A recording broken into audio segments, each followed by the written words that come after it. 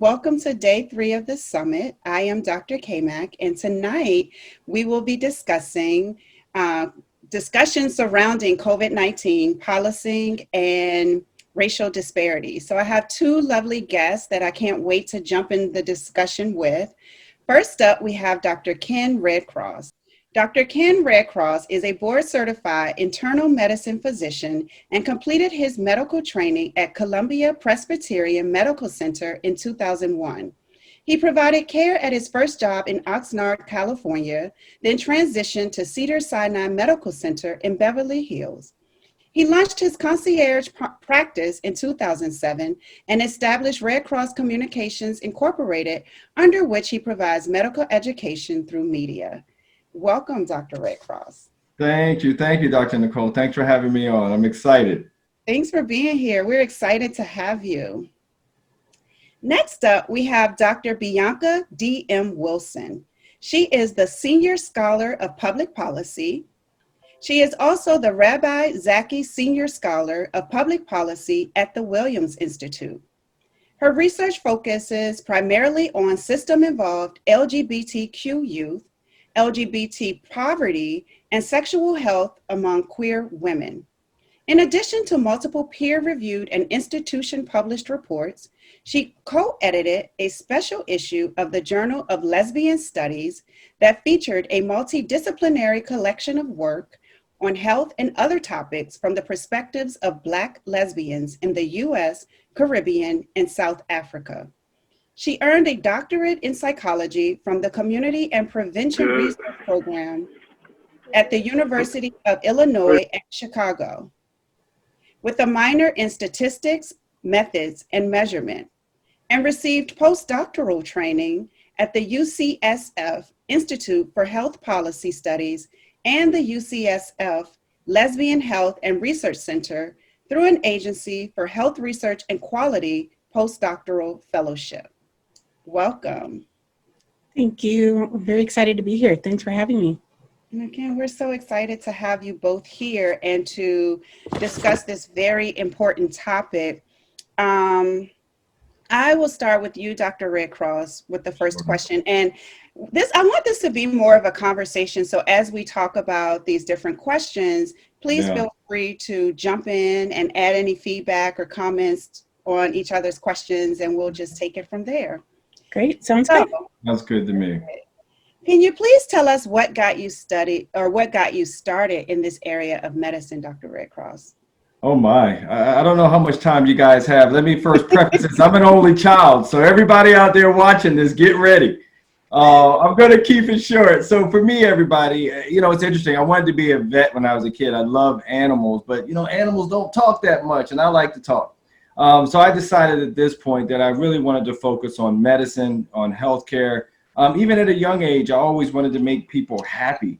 And I realized that through medicine, I'm able to do that. Even as a little bit of what you talk about with my bio. So my first gig, when you mentioned I went to California, I worked with migrant Mexican farm workers who worked in the strawberry fields, who were literally pulling up strawberries with their bare hands. And to me, that's why I went into medicine. To make a difference. And then you say to yourself, well, Dr. Redcross, you later went to Beverly Hills. So what's that all about?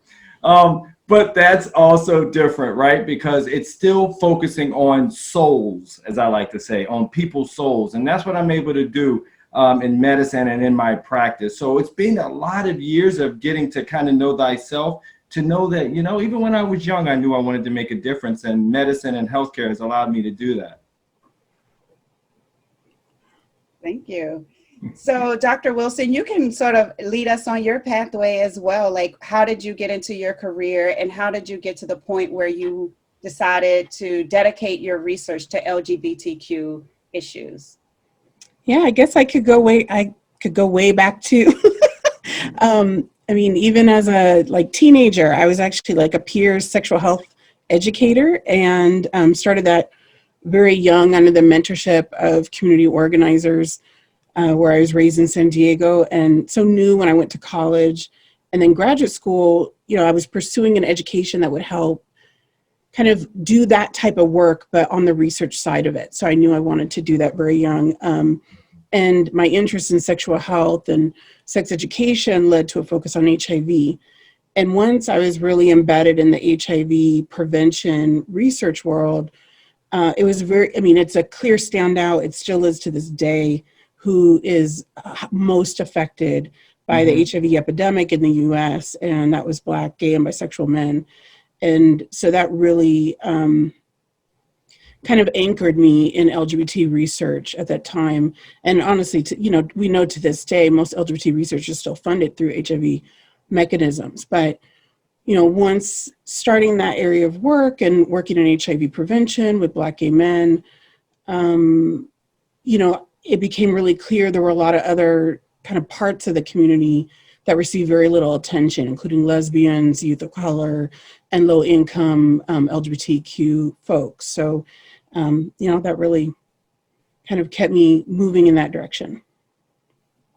One quick thing. It's interesting that Bianca talks about that, everyone, because then I kind of go back to my career. I've been in practice for about 20 years now. And so I kind of, show my age a little bit there. But it's interesting because I remember when the HIV epidemic was at its height when I was getting started, where we knew nothing. And to see now the marvels of what healthcare has been able to do, to Bianca's point, with all of her work and people like her who are researchers, that's why we are where we are now, to where HIV has almost become a chronic disease at this point, kind of like managing diabetes or any of those things, because we never had anything in our tool chest to make a difference. So it's due to the work of Bianca and so many others that have done some of that research that have seen this kind of develop. So it's pretty amazing to kind of hear her part of it, because I'm on a different spectrum of it. Yeah. Yeah. And I imagine, Dr. Redcross, on the medical side, like you said, we have the tools now to think about it as a chronic condition, and yet we still see Black, gay, and bisexual men having disparities around access to it. So it's like we're in this new place where it's not just about disparities related to getting HIV, but then it's kind of who's getting the benefits of access to the drugs and to that full continuum of care, and who isn't. And, so in many ways it feels like a really new day, and in other ways it feels like back when you and I started.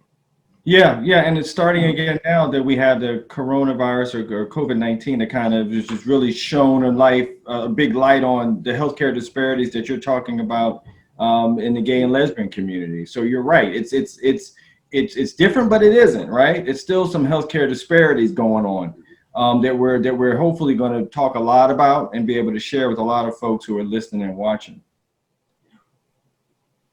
That's a great start, because as you were even talking about it, I'm like, wow, not that it's the same like you're saying, Dr. Redcross, but just in terms of like we're dealing with something where you don't really know that much about it, but then you're also seeing these disparities in what communities are being negatively impacted. Right. And so it's like you're teasing apart two different things. Like, how do we treat this, but also how do we give people access to appropriate care and make sure that it's not disproportionately impacting these communities. And then I would imagine, and maybe we should just jump into that, but I would imagine even as we think about LGBTQ populations, that maybe there are different disparities, even as it relates to COVID-19. So when we're thinking about COVID-19 thus far and its impact on the nation and the world, why isn't there more information about preventative measures?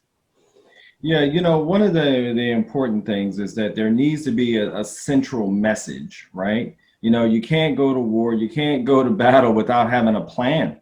And if you don't have a plan, we're kind of, getting what we're seeing now. Now, the important thing for me, look, guys, it doesn't matter what side of the aisle you're on, right? This virus is agnostic, doesn't care. So we just need to have a plan together and how we deal with that. Now, when you look at the data, for instance, you look, and African Americans in particular, not necessarily gay and lesbian, but African Americans, all of us inclusive, about 12% of the United States, but account for over a quarter of the deaths here in the United States from the coronavirus. There's a lot of reasons kind of around that, but that's why this is the time when we can kind of point out these healthcare disparities, get some education out there, and get a plan around that for all of the communities to say, look, we have to do something about this because the coronavirus isn't going anytime soon, everyone. I am the most positive guy if you ever knew me, guys. So I'm not saying forever, but I'm saying we have to do some things first before we can start living life normally again like we all want to. Yeah, this question is for you, Dr. Wilson. I guess both in terms of COVID-19, but also just in general. When we're thinking about LGBTQ communities, what are some of those unique contributors to poverty? And in my mind, I'm sort of thinking about even what role that may have as we're thinking about some of the disparities that we're talking about as well. And then along that too, if we could think about like what policies or services are needed to address some of these needs. Okay, big questions. So I'll take some of it, but if you want me to follow up more, just let me know. Yeah, I mean, when we think of what's unique for LGBTQ people and poverty, and as Dr. Redcross said, we need to be thinking about poverty and these other larger factors when thinking about vulnerability to COVID. And so poverty is one of those main things that we saw from the very beginning of the pandemic and is still the case today. So when we think about poverty as a major issue among queer people, there's actually some kind of similar experiences that my research shows, as well as some very unique ones. So some things that look similar, particularly to other people of color, is simply the experience of childhood poverty and that intergenerational poverty cycle, that we know that LGBTQ people are more likely to be poor than cis heterosexual people. But a lot of those folks who are LGBTQ experience poverty also as children. So they're actually coming from communities, many of whom are also people of color, coming from poor communities of color. So when thinking about that particular factor, policies that matter and interventions that matter are the same things that would matter to help Black, Brown, American Indian families in coming out of poverty. Equal pay, fixing the equity pay for women law and making that, making it easier to hold employers accountable, minimum wage. So the type of initiatives that we think about that are going to help communities of color in general are going to in turn help LGBTQ poor communities as well, because those are simply the adults that were children also in those families. But there are also some unique factors too for LGBTQ folks, particularly discrimination and bias related to LGBT status. And that includes all the way back as children and teenagers, like family rejection. In one of our interviews that we did, about 100 qualitative interviews in 2 counties in California, people talked about experiencing rejection from their families and that kind of being this cutoff of family resources that then impacted their, eventual low income status. Also, folks talked to us about experiencing discrimination in the jobs, particularly transgender individuals. Being discriminated, and gender nonconforming women and men, experiencing job-based discrimination, housing discrimination, discrimination in services. So, there we're looking at policies that extend some of the gains that we got from that recent Supreme Court decision, Bostock, which is in an employment context, but extending it to some of those other settings like housing, services. So, those are the kind of policies that we would look at that are specific to LGBT people. Mm-hmm. And one of the things that Bianca just mentioned, the housing piece. So let me do this on the medical side, everyone. So what does it look like? Who's getting the coronavirus primarily? Well, it's those with particularly 4 or so disease states: lung disease, heart disease, obesity, diabetes, things that typically can run rampant in our communities, brown or Black or what have you, or underserved communities. The other thing that's really quite fascinating as we talk about all this, and we'll dive into this later, but if you look at all 4 of those disease states, they all are associated or could be associated with low vitamin D levels. So why do I bring that up now? Because when you look at the brown and Black communities, you look and about 80% of African Americans are low in vitamin D. Number 2, then you have Hispanics, about 70% of them are low in vitamin D. the other thing that made me jump up and down when I realized, because we're realizing, look, vitamin D is not only about bone health, everyone, it's about immune health. So if you see how brown and black folks are being affected by this, and you know that a lot of those disease states are already in our community and associated with low vitamin D, and most of us have low vitamin D, you start to understand a little bit more of what could be going on. Now, vitamin D is not a treatment for the coronavirus. That's not what we're talking about. We're talking about supporting our immune system. And that's why I was saying I was jumping up and down when Dr. Fauci came on. So America's infectious disease doctor, what did he say he was taking when they put his feet to the fire? He said, I take vitamin C and guess what? Vitamin D. And then Fauci's taking it, I'm taking it. And I already knew the research anyway. So he was really just backing up what I already knew. So, you know, I joke around a lot with patients and everyone whenever I'm on air, because I want to issue a challenge to all of us. I want us all to know your vitamin D levels, to make sure they're in that right range, and recognize that in our communities, back to your point, Bianca, social distancing is a luxury. Things that we can't necessarily do as much because of our housing situations and things like that. So, you know, these are all important kind of touch points that we all have to just continue to kind of take in and start doing something about them. Yeah, no, I agree. And I think, like, when thinking too, like, you've given us such a great perspective on the physiological side in terms of those health vulnerabilities, but also, you know, adding to that on the structural side, like when we think about the relationship between, you know, the currently established relationship between weight and COVID, something that's missing in research, and this is in the larger medical literature, is really connecting those outcomes with the discrimination that fatter folks actually experience in the healthcare system. So the bias against fat people is well documented. The fact that heavier than average people feel uncomfortable going into care, and the likelihood that that might also be the group that doesn't even want to go in right away.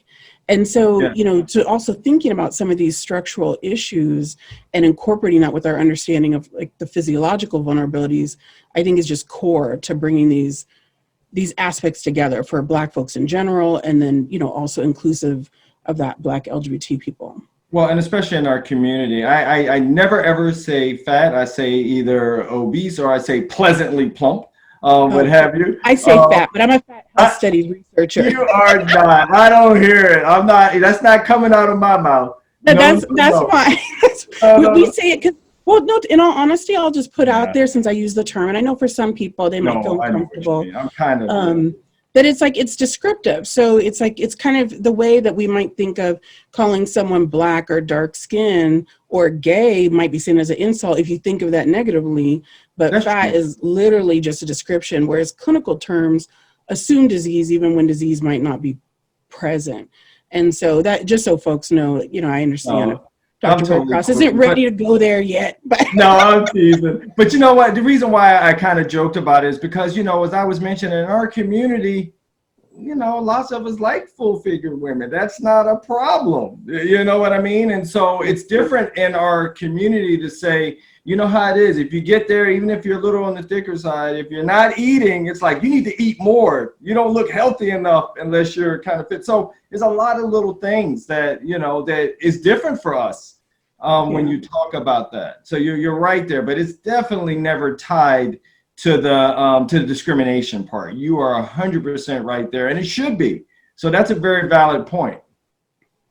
And something that came up on, I think it was the session from yesterday, as we're thinking about discrimination, like in the same way that people may be discriminated based on their size, like being discriminated based on their sexual orientation. So you're like adding all of these things where it's like discriminated on your race, your size, your sexual orientation, on top of all of these other issues, and thinking about COVID-19 and why our community is being disproportionately impacted. It's like, so many layers that need to be addressed, and not just, I think it's being highlighted with COVID-19, but we also know that these disparities exist anyway, like in other conditions as well. No, you're right. It's just added another layer to things in a sense. You know, it causes a syndrome called weathering. Now, weathering is just like you guys would think. You leave something out in the rain, and what happens? It gets worn down. It gets rusty. They did a study on African-American women who take, honestly, the brunt of all of this when they look at the studies. And so that weathering just wears you down, increases your reaction to stress, and stress causes dis-ease. I never say disease, I call it dis-ease, because that's exactly what starts to happen when we're always under so much stress. And especially in the gay and lesbian community as well. So you're right, all of these things all kind of intertwine to cause imbalances, things that we're looking for. And sometimes, you know, it's not always on the Western side of healing. Sometimes, you know, you can look at some alternative ways to get well also in addition to some of the Western medicine. So that reminds, like, even going back with the vitamin D piece, like you talked about, I didn't know Dr. Fauci was taking that. Now I'm sitting here like, oh, I need some vitamin D. Yeah, I know, you see? I wrote it down. I was like, let me. See, if Dr. Redcross takes it, a lot of people will be like, okay, Dr. Redcross, but if Fauci takes it, I don't know. And that's okay. He's ID, so I won't take that personally. He's infectious disease, so I'm cool with that. Yeah, but I did write it down. But are there like any signs or things that people should look out for when their vitamin D is low? Like, how do we know, oh, my vitamin D is low, this is something I need to address? All right. Well, look, that's a great question. Okay, so let me let everyone know. So when we're talking about vitamin D, the important thing is to know your levels. As I joke around, I say get on my level when I'm talking to patients or other things, because I want all of you watching to get on my level. That level is between 40 and 60. So you're either going to go to your doctor to get your levels tested. You can go to a website, which is called thepowerofd.org. They have at-home test kits. So you can order a kit, do a finger stick if that's your thing, and do it that way. The other reason why I mentioned that in particular is that you can go to that same website and put in whatever your numbers are, and it'll tell you how much you should be taking. All right, so that's the big thing when we talk about that. Now, vitamin D story is an interesting one, because when you find people who are deficient, they don't necessarily tell you they have anything. You know what it is? It's when their levels get back up to the right levels where you start hearing, I have more energy, I'm sleeping better, I'm less fatigued, that sort of thing. That's when it becomes important to make sure your vitamin D levels are up. And those are the big things you typically hear from everyone. But once again, you don't know these sort of things unless you get your levels checked. And that's something that we're not always so good about going to the doctor, because we don't want bad news. Well, I tell everyone, I don't give bad news. I don't believe in that. And so we need to make sure we're getting those levels checked and understanding that the vitamin D story is about our immune support here, not just bone health. The vitamin D is good for the brain, which is why a lot of people will talk about a sense of well-being when they take their vitamin D. There's a receptor for almost every immune cell for vitamin D. So it's important that we kind of become better acquainted with why it's important, and especially for us, because a couple of reasons. Vitamin D isn't something that we get in our diet that's plentiful at all. You can get it from fatty fish, such as sardines. It's the reason why grandma used to run around with cod liver oil. She was a genius, because it's loaded with vitamin D, okay? But it's not easy for us to get each and every day. And our beautiful brown skin blocks out the sun's rays. So we're also not converting it as well either when the sun comes to our skin and converts the vitamin D. So we have a couple of things working against us. So that's why it's important to get acquainted with why vitamin D is important and why all of us should really be taking it, or at least know our levels. We get free medical advice hour. Right. This is good. Who said it was free? Hold on now. Times are hard, girl. Times are hard. They are. Dr. Wilson, what issues would you say are particularly salient for Black people of color and LGBTQ people? I think we've talked a little bit about that, but if there's anything else that you could speak to. Yeah, I mean, it's interesting. I mean, we kind of, in some way, we were moving the conversation toward food and nutrition. And, I've already mentioned just poverty generally, high poverty rates, homelessness, higher homelessness rates, but also higher food insecurity rates. So LGBT folks tend to experience food insecurity at higher rates than cis straight people. And within that, out of all the other ethnic groups, Black LGBT people tend to experience food insecurity even more nationally. So, that's a major issue that really stands out. I mean, there's other things that sound less, sad and depressing that do come up in research, like sense of community. I mean, it's clear really as a great sign of resiliency that Black LGBTQ folks continue to create community. And, research of colleagues of mine have demonstrated that, when they say, Black folks don't go to the predominantly white LGBT community, that's true, but you need to qualify that with predominantly white. It doesn't mean that they're without community. It means that they've actually created Black LGBTQ spaces. So, that's really a core kind of positive issue or sign of resiliency that, maybe we can continue to capitalize on when trying to address some of these other issues. But a lot of the other ones I mentioned, discrimination, those structural issues. Oh, one other thing, parenting. I realized we started the call even today talking about, my kids running around somewhere. That is something that while Black LGBT people might not, they are not parents at the same rate that Black hetero cis people are parents, but at far higher rate typically than white LGBT people. And really? So, yeah. So, parenting and Latinx folks too. So, just a higher rate of parenting, having kids, whether it's from previous heterosexual relationships or, current same-sex partners, are more likely to have children. So parenting, it came up a lot in our poverty research. It was everywhere. Just navigating child custody situations as like a lesbian and being discriminated against, navigating just having children and figuring out how to feed them when you're food insecure. And so that extra element of what it meant to deal with all these structural issues was really present for LGBT people of color in the study. Bianca, have you seen that the community pretty much is united as far as, like you're talking about the food insecurity, for instance, like in the LGBTQ, is everybody kind of together, or are there little factions sometimes that make it a little challenge to kind of bridge that gap to get a whole message or, some push the ball forward a bit?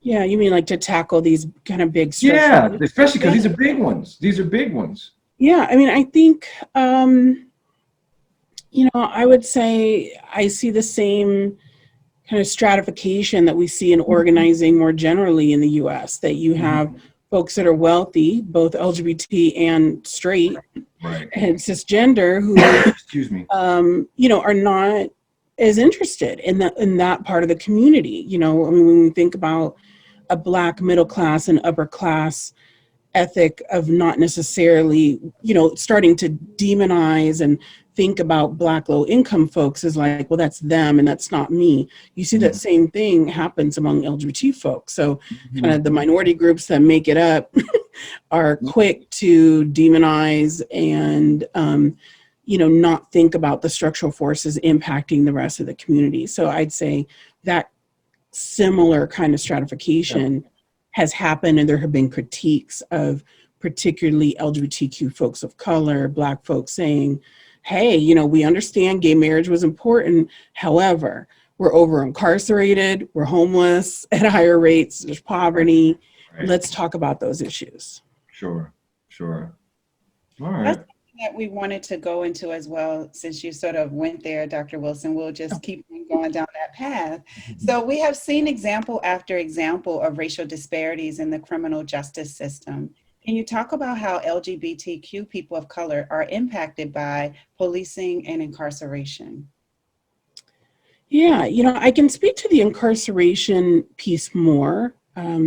Our research with colleagues that I have at the Williams Institute, we found that both in adult prisons and jails, as well as youth detention facilities, sexual minorities, so LGB, we don't have great data on trans. So the issue with good data is like is a thread through all of these issues in terms of how well we can track, including going back to COVID. But in this case, in thinking about LGB people, are more likely to be incarcerated or are overrepresented in jails and prisons and youth detention facilities. And again, what's really notable about that is sometimes when we say that, people start to think if I said LGB, it's like in their mind, they're picturing white gay people necessarily. And they don't realize that you're still seeing that disproportionate Black and Brown and American Indian population among the gay folks, as well as the hetero folks in those prisons and jails and youth detention facilities, meaning the racial disproportionality is mirrored in both communities and represented in those systems. So, you know, that is a major issue. We've seen that disproportional, like, overrepresentation. Now, looking at the policing, the issue is research hasn't really shown how we get there.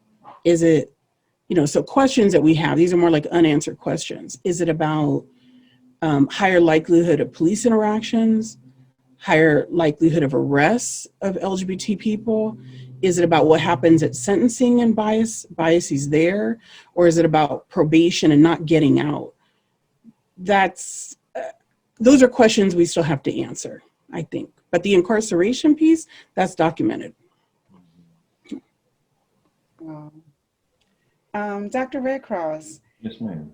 So with everything that we've talked about, we've been hearing messaging, like even tonight, right? We're going to figure out our vitamin D levels and make sure we're taking proper dosage of vitamin D. But we're also hearing a focus on, you know, having a healthier diet, exercise, proper nutrition, and things like that. And I know we're heading into like cold and flu season and, you know, more, I see the maps every day, like, oh, we're having more confirmed cases of COVID-19. Yeah. So with that, is the understanding, like, if we were all at our best, you know, with our immune system and our health and wellness, would the COVID cases be lower? Or like, is there really a connection between the two? You know, there really is. You know, one of the things I always talk about is when I'm talking to patients, I say is that food is medicine. And you always hear that, but it really and truly is. You know, when you're talking with patients and you're wanting them to get over a cold, I'll talk about tea and adding fresh rosemary, things that are, as I like to say, that are a little bit closer to the earth. And so that's one thing we need to think about. Look, my whole goal, I'm a Western trained physician, but my whole goal is never to have to write a prescription. And that gets back to, once again, staying closer to the earth. And that comes back to the importance of nutrition. I also talk a lot about movement, whatever that is. I joke when patients say, well, Dr. Redcross, I work hard at my job. It's like exercise. I'm like, no, that's not going to count. I want to make sure that when you're exercising that you cannot speak in full sentences. That's exercise. And then there's also the third component besides just the movement and the nutrition, and it's your spirituality, whatever that is. It doesn't have to be a religious component, but what I mean by that is just time to take your time to be about you, whether that's through meditation, whether that's through chanting, whatever that is. All of those are all important to kind of put the pieces together to make sure that we're staying healthy and well without prescriptions potentially, unless it's for some disease states where we know that that's best practices. Oh, that's really good. Okay. Dr. Wilson, so this November, the Supreme Court will hear oral arguments in a case about whether religiously based child welfare agencies can discriminate against same-sex couples who want to foster or adopt. What specific challenges do LGBTQ youth face in foster care? What policies or interventions can help improve the lives of vulnerable LGBTQ youth? Well, I mean, similar to incarceration, we know that LGBTQ youth are overrepresented in foster care. They make up 20% or more of the foster care population, keeping in mind that they only make up about half that of the general youth population. So we know that they're overrepresented. Again, just like with incarceration, we know that, 80% of those are kids of color. Over Black and American Indian youth in particular in California are overrepresented in the foster care system. Our research has shown that once they're in the system, they report that they feel they're treated less well. They're more likely to have been homeless at some point in their life. They're more likely to get moved around to different placements, and report higher levels of psychological distress. And, getting back to that stress part that Dr. Redcross noted, mean, that's also a very consistent theme through a lot of our work, even on discrimination. And, you know, colleagues of mine like Elon Meyer and folks who have established, you know, minority stress models, and this understanding that experiences with those kinds of psychological distress have physiological outcomes and just, you know, the standalone mental health outcomes, which are problematic in themselves, even if they didn't lead to physiological problems. So we see that among our LGBTQ foster youth. Okay. And then I guess one of the last questions that we have is thinking about this economic fallout from COVID-19.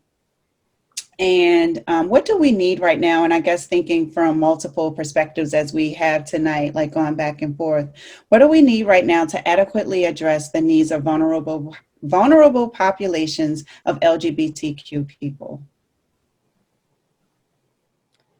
Yeah, I mean, I was, you know, thinking about what Ken was saying earlier around, you know, when we were just talking about the role of housing and, you know, crowded housing in, you know, aiding the transmission of the coronavirus, the novel coronavirus. And, you know, so where we already know that African-American folks in general experience housing insecurity, which requires, particularly in areas like where both he and I are in LA, you know, a lot of people already doubled and tripled up just, you know, even when they're making incomes that would be seen as middle class in other parts of the country, they're doubled and tripled up just to have some housing. So you can imagine what's going on for families who are low income.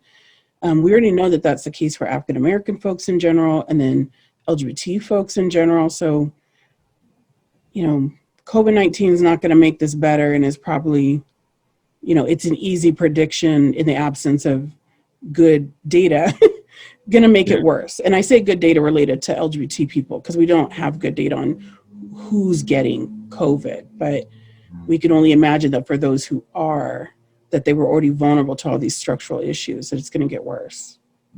Yeah, you're right. And you're right. A lot of the data when they talk about as far as African Americans, about 25% of the deaths and all these and Latinos as well, and those challenges. You're right though, Bianca. It's not really parsed out as to you know, gay, lesbian, any of that. You're right. And that's very valuable data. You know, it's interesting, but my practice is based on I make house calls.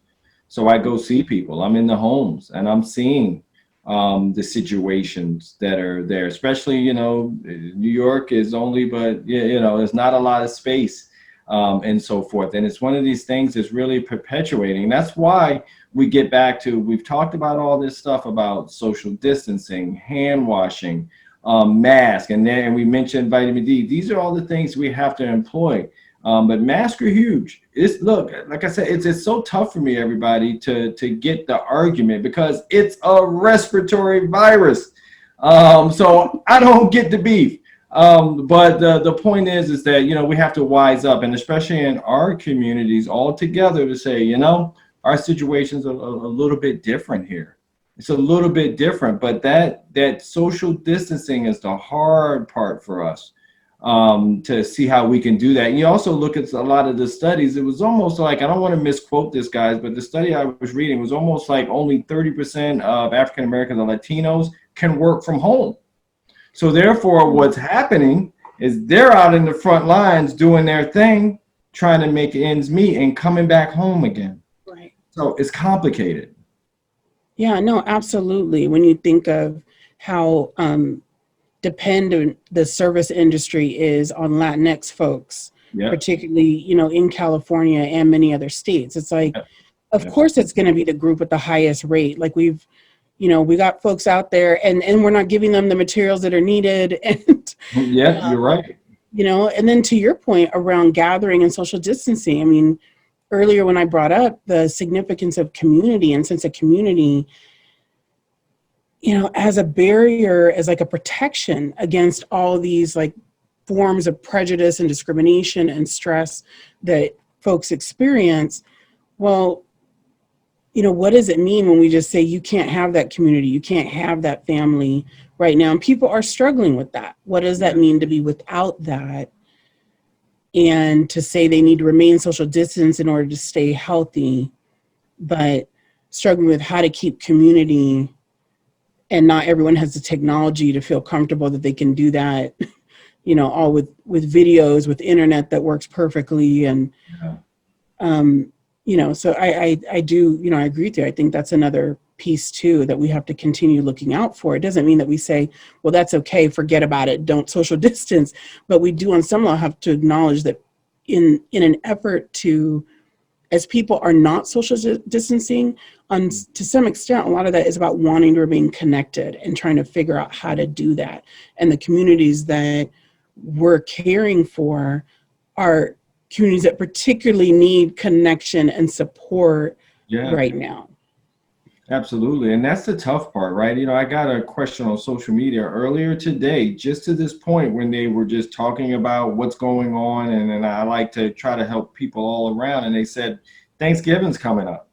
And what do? I want to be with my family. We're talking about these things that are important, but there's an emotional component, right, guys? I mean, there is so much to touch, and you can't do those things, or you have to be careful. And what I told her was one of the better ways to potentially do this, everybody, is to kind of create a kind of a love bubble, right? A bubble around those people who are kind of in your crew, in your area, who think alike, who recognize the importance of a mask, who at least recognize that you're all on the same page, so that you can kind of be around one another. Look at the sports, were able to do it with a lot more people than what we're all kind of talking about in that bubble.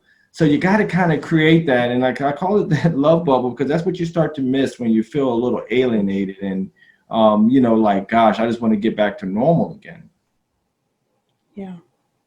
I like that suggestion. I know even in the work that I do, starting to hear more people where family and community and those people you connect with are a major part of your happiness, your wellness, your support. And so if you're saying, well, here are people who this is important, it's important to have touch in this community that you've developed, and then it's taken away in a lot of ways, people are struggling with that. Mm-hmm. And then the flip side of that is the loneliness, the isolation. Then you start to see the decline in that way. And so I like your suggestion of having that love bubble, and what does that look like, and who are the people? You see it with the schools, almost where a lot of kids are doing pods. So these educational pods that they trust can still be able to connect. I'm gonna use that one, Dr. Redcross. It's not patented, it's good. It's for all of us. That's a good one as we're thinking about the holiday season, the winter. Well, you all are in California, so it's a little I'm different. in New York. You know what? I love New York so much, I kept my New York cell phone. Oh my goodness. So that's why. That's what that I'm only in LA, I guess. You're only in LA. But you know what? I used to go back and forth, but COVID's put a kibosh on that.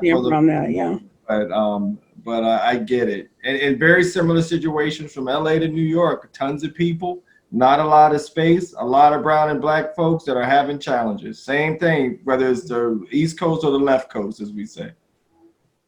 So we're getting close to time for questions from social media. So if there were any takeaways that you want the audience to get tonight, what are some important points that you would like to highlight for our audience? Ladies first. Bianca, you like to take that, or you want me to jump on?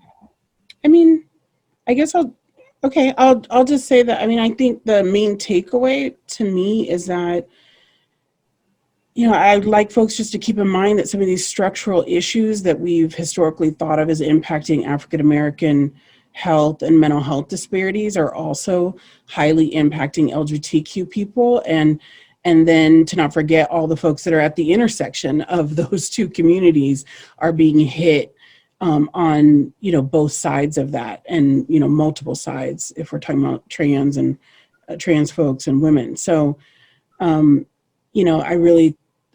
a message to me that I also take away from this is just the significance of working across disciplines and perspectives to combine the structural, the biological, the medical, Right. in our efforts to address these issues.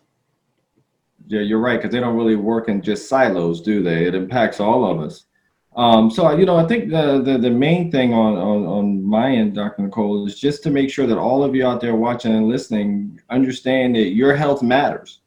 Sometimes it may not feel like it. You go to that doctor's visit, they rush you in, they rush you in and rush you out. They're not listening. No, your health matters. And we talked about that today, whether it be through a prescription for some docs, if you need it. And we talked about something closer to the earth like vitamin D that can make a difference that we can control. And so we have to educate ourselves. And so I think that's the big takeaway for me, to recognize that our health matters. And we need to take it, because no one's going to give it to us. We're going to have to really, make a little bit of noise, a little bit of fuss, to make sure we get what's really coming to us and what we deserve to receive. Well, thank you both. And we'll get some social media questions from Chad. Okay. Okay. Can everybody hear me okay? Hear you well, Chad. Perfect. Okay, the first question is for Dr. Wilson. This comes from Sharon T, 44. And the question is, are there childcare agencies that only support children from the LGBT community? That's a good question. It's a good question. Child care agencies. So I'll assume that, here we're talking about like daycare and preschool types of services. Chad, if you understood the question differently, let me know. No, I think that you're right. I think that is where it's coming from. Any type of childcare programming, agencies, or education system, yes. Honestly, I don't know of any.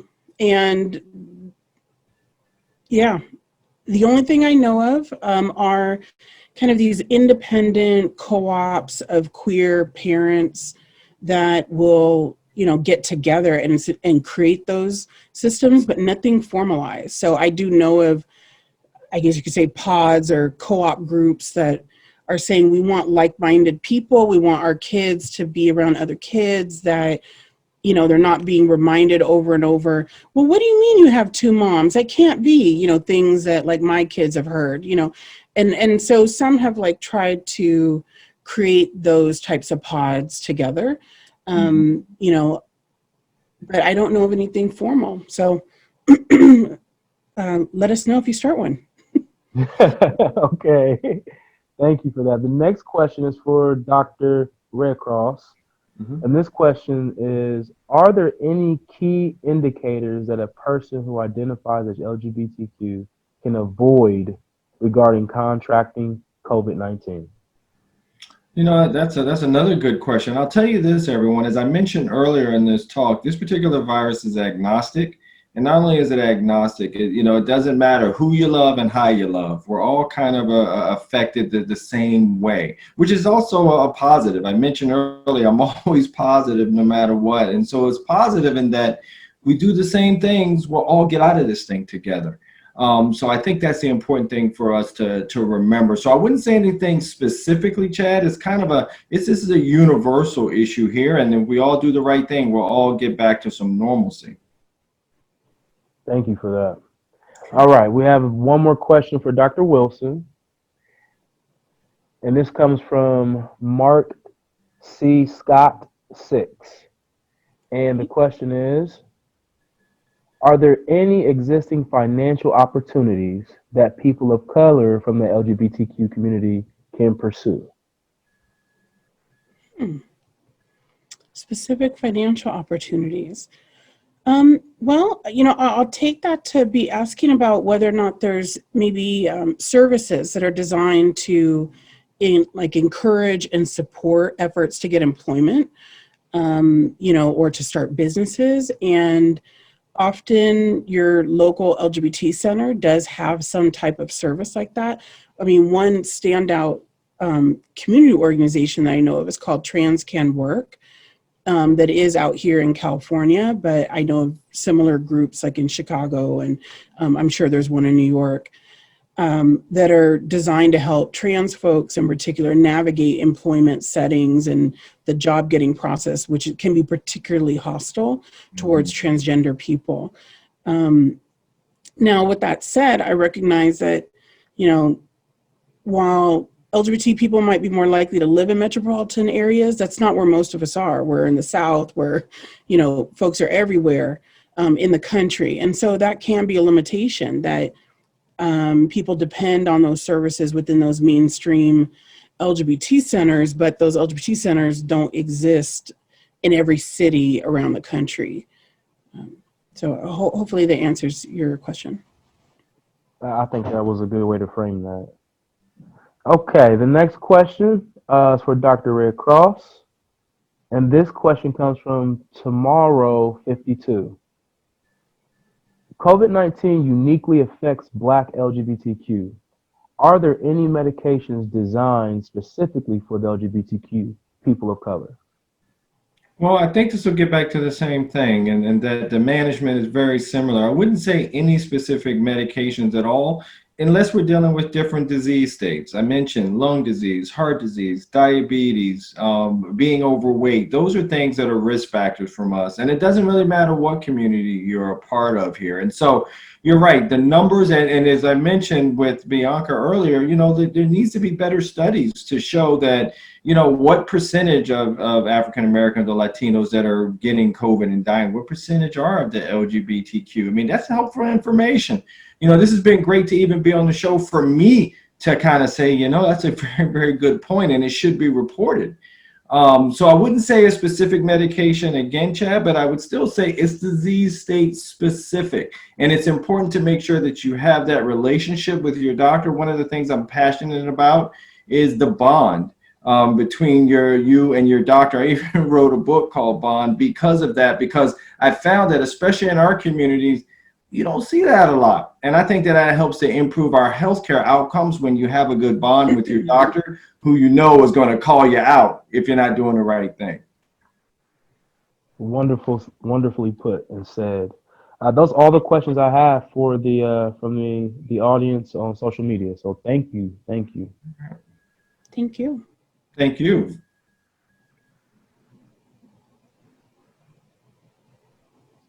So Chad, do you want me to do a closeout? Yes, I appreciated that pause right there for editing purposes. So that was good. So yes, let's go ahead and do the closeout, and then we can call it a night. And before you do that, this was wonderful. I learned so much once again. I did too. This was beautiful. So yes, go ahead and do your closeout. I'll go back to mute. Well, thank you, Dr. Redcross and Dr. Wilson, for all of the insight and knowledge that you gave us tonight. I feel like I learned a lot. I took some notes and have a lot of takeaways, both for my personal life, but also in my work as well, about how I can improve even what I'm doing with the people that I serve. And so I want to thank you all in our discussion about COVID-19 and the racial disparities that exist. And then for the audience, we hope that you're able to join us tomorrow night as we discuss diversity in corporate America, employment and housing. And we hope to have you be a part of that discussion as well. Thank you. Great. Thanks for having us. Oh, thank you so much.